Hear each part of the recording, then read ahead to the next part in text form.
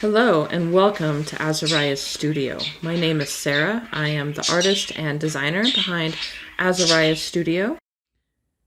I'm going to show you how, when binding off in the round, to make the last stitch where you join it look as nice as the rest of them.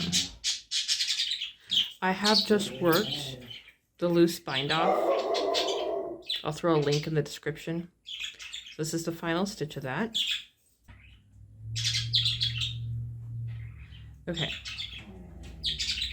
so this is the first stitch that I bound off.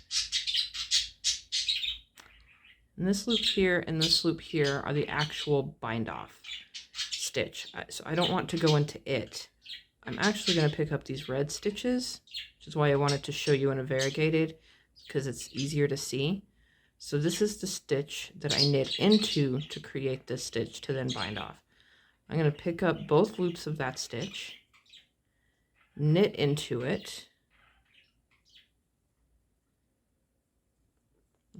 I'm not going to do what I've been doing. I'm going to take this one over this one.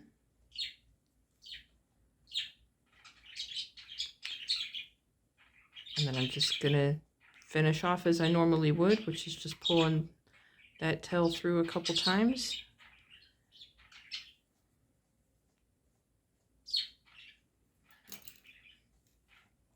Pull that tight.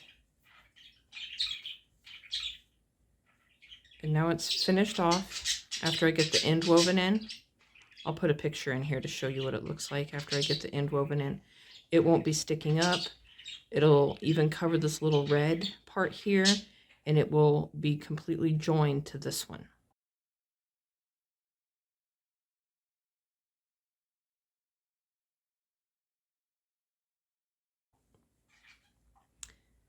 And that's how to work the final bind off stitch in the round and keep things looking consistent.